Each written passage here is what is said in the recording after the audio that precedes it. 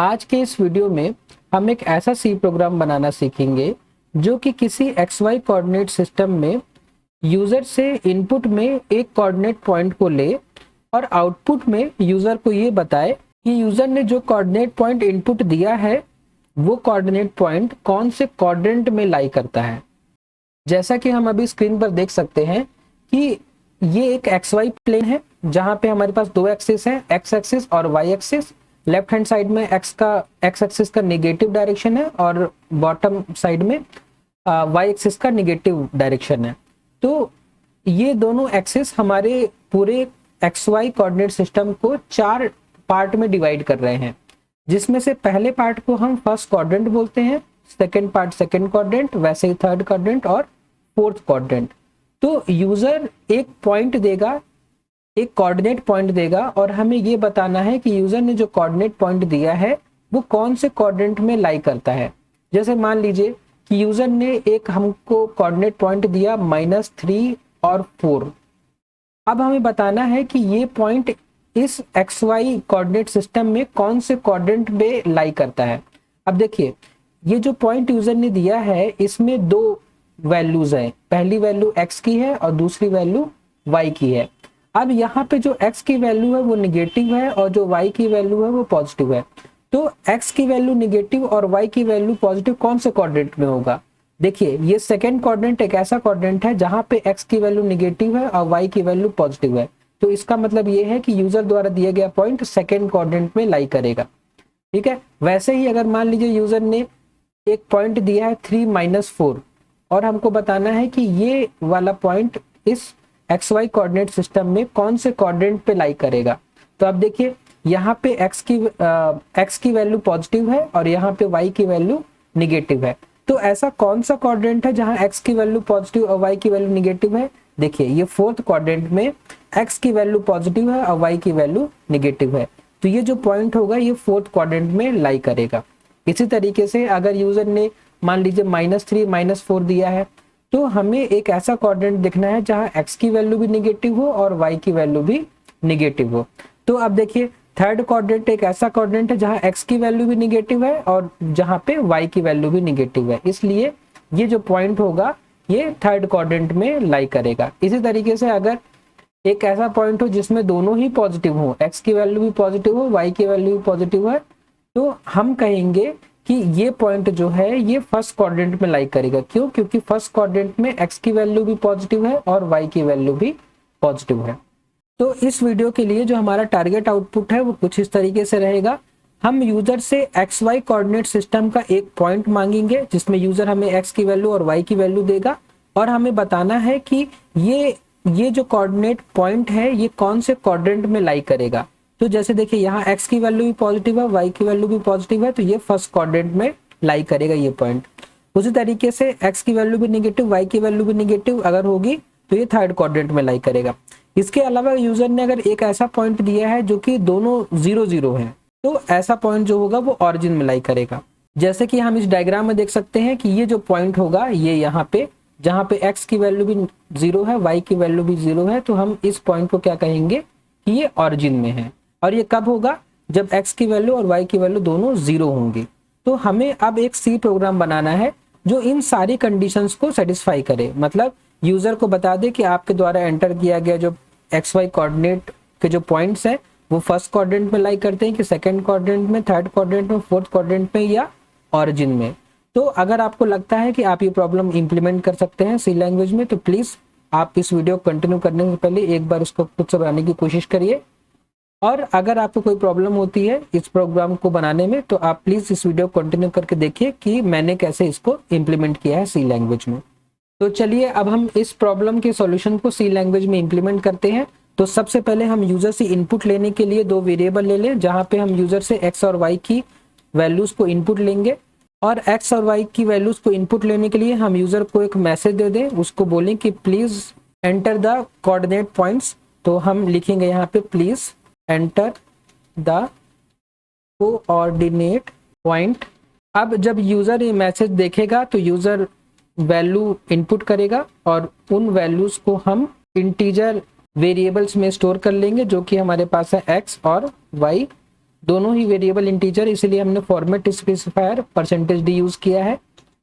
उसके बाद अब हमें चेक करना है कि यूजर ने जो वैल्यूज एंटर करी हैं दोनों ही वैल्यूज क्या 0 से बड़ी हैं। अगर दोनों ही वैल्यू 0 से बड़ी है इसका मतलब दोनों ही वैल्यूज पॉजिटिव है। अगर दोनों ही वैल्यूज पॉजिटिव है तो इसका मतलब है कि यूजर ने जो कोऑर्डिनेट पॉइंट दिया है वो फर्स्ट क्वाड्रेंट में लाई करता है। देखिए यहाँ पे मैंने पहली कंडीशन चेक करी कि x इज ग्रेटर देन 0 और दूसरी कंडीशन चेक करी y इज ग्रेटर देन 0 और दोनों के बीच में मैंने एंड लॉजिकल ऑपरेटर लगाया है। तो इसका मतलब ये है कि जब ये कंडीशन भी और ये कंडीशन भी दोनों कंडीशन जब सही हो जाएंगी तब ये पूरा स्टेटमेंट सही माना जाएगा और तभी ये इफ कंडीशन एग्जीक्यूट होगी। अगर यहाँ एंड की जगह आप और लगा देते तो उसका मतलब ये होता कि x और y दोनों में से अगर कोई एक भी कंडीशन सही है तो ये पूरा स्टेटमेंट सही माना जाएगा। लेकिन फिलहाल इस प्रॉब्लम में हमें ये चेक करना है कि x और y दोनों की ही वैल्यू 0 से ग्रेटर देन है क्या, या दोनों की वैल्यू ही पॉजिटिव है क्या। अगर ऐसा है दोनों की वैल्यू पॉजिटिव है तो हम यूजर को मैसेज देंगे कि given coordinate point lie in first quadrant.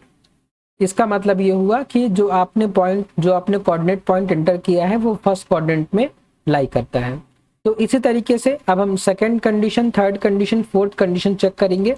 हम क्या करेंगे, अगर सेकंड क्वाड्रेंट में हमारा कोई पॉइंट है, देखिए ये सेकंड क्वाड्रेंट, अगर सेकंड क्वाड्रेंट में हमारा कोई पॉइंट है तो x की वैल्यू नेगेटिव होगी, y की वैल्यू पॉजिटिव होगी। तो हम यही चीज लिख दें अपने प्रोग्राम में कि अगर x की वैल्यू लेस देन 0 है और y की वैल्यू ग्रेटर देन 0 है तो इसका मतलब ये होगा कि यूजर ने जो कोऑर्डिनेट पॉइंट एंटर किया है वो सेकंड क्वाड्रेंट में लाई करता है। तो यहाँ पे हम चेंज कर देते हैं, इसको सेकंड क्वाड्रेंट कर देते हैं। इसी तरीके से एलसिफ लगा के, एलसिफ हम इसलिए लगा रहे हैं क्योंकि हमने पहली बार कंडीशन चेक करी, हमें दूसरी बार भी कंडीशन चेक करनी है, हमें तीसरी बार भी कंडीशन चेक करनी है, इसीलिए हम एलसिफ का यूज कर रहे हैं।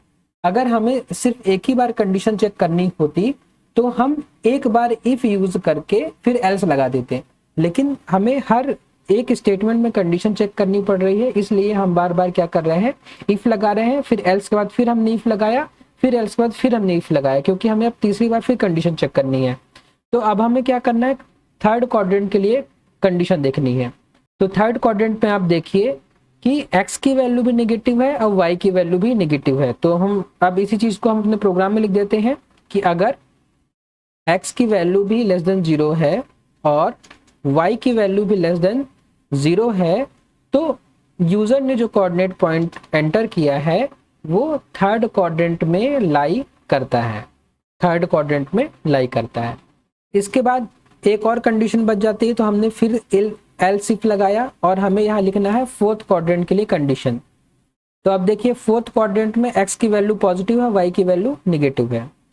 तो x की वैल्यू पॉजिटिव मतलब x की वैल्यू ग्रेटर देन 0 और y की वैल्यू लेस देन 0। अगर ऐसा है तो जो यूजर ने पॉइंट दिया है वो फोर्थ क्वाड्रेंट में लाई करेगा। तो हम यहाँ लिख देते हैं, अगर यूजर ने जो पॉइंट दिया है ना ही फर्स्ट क्वाड्रेंट में, ना ही सेकंड क्वाड्रेंट में, ना ही थर्ड में, ना ही फोर्थ में लाई करता है, अगर सारी कंडीशन गलत होती है तो फाइनली हम सारी कंडीशन जब गलत होगी तो हम फाइनली यहाँ पे एल्स लगा देते हैं और एल्स में हम ये बोलेंगे कि अगर ऊपर की सारी कंडीशंस गलत होती हैं तो आप एल्स में आइए और एल्स में आके आप यहाँ पे प्रिंट करिए कि जो यूजर ने पॉइंट एंटर किया है वो ऑरिजिन में लाई करता है, लाइज इन ऑरिजिन।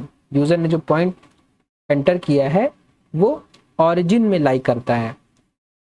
ऑरिजिन मतलब कि जहाँ पे आपका दोनों जो कोऑर्डिनेट की वैल्यू है वो 0 0 हो जाएगी। तो अब ये प्रोग्राम हमारा कंप्लीट हो गया है। अब हम इस प्रोग्राम को रन कर सकते हैं और रन करके चेक कर सकते हैं कि जिन इनपुट्स के लिए हमने ये प्रोग्राम बनाया है क्या वो सारे ही इनपुट्स के लिए प्रोग्राम सही रन कर रहा है या नहीं। तो हम बारी बारी से सारे इनपुट्स चेक कर सकते हैं। हम 4 और -7 लेके देख सकते हैं। देखिए 4 -7 मतलब x की वैल्यू पॉजिटिव, y की वैल्यू नेगेटिव, तो ये फोर्थ क्वाड्रेंट में लाई करेगा ये पॉइंट। और वैसे ही अगर मान लीजिए कि मैं 0 0 के लिए चेक करता हूँ, अगर मैंने दो जो कोऑर्डिनेट पॉइंट दिए वो 0 0 दिए तो given coordinate point lies in origin, मतलब जो आपने पॉइंट दिया है वो ओरिजिन में लाई करता है। तो आई होप कि आपको आज का वीडियो समझ में आया होगा। अगर आपको आज के वीडियो में कोई प्रॉब्लम है तो आप प्लीज़ मुझे कमेंट बॉक्स पे अपने डाउट्स को, अपने प्रॉब्लम्स को लिखकर मुझे बताइए। मैं आपके प्रॉब्लम्स और डाउट्स को सॉल्व करने की पूरी कोशिश करूंगा। अगर आपको आज का वीडियो समझ में आया है तो आपके लिए ये प्रैक्टिस प्रॉब्लम है। इस प्रैक्टिस प्रॉब्लम में आपको एक सी प्रोग्राम लिखना है जो कि किसी क्वाड्रेटिक इक्वेशन के सारे रूट्स को फाइंड करे। आपने इस तरीके की प्रॉब्लम मैथ्स में जरूर सॉल्व करी होगी। अब आपको क्या करना है कि इस प्रॉब्लम को सॉल्व करने के लिए एक सी प्रोग्राम बनाना है। तो आप प्लीज़ इस क्वेश्चन को आप सॉल्व करने की कोशिश करिए, और अगर आपको सॉल्व करने में कोई प्रॉब्लम होती है तो आप मेरा नेक्स्ट वीडियो देखिए। नेक्स्ट वीडियो में मैं आपको इसका सॉल्यूशन बताऊंगा।